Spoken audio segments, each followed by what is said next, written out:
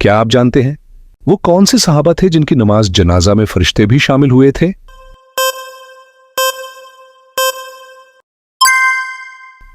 صحیح جواب حضرت سعد بن معاذ رضی اللہ عنہ۔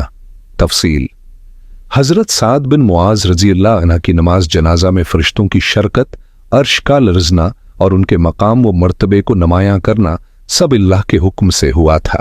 یہ اللہ کی جانب سے ان کی عظیم خدمات، ایمان کی پختگی اور اسلام کے لیے ان کی قربانیوں کا خصوصی انعام تھا۔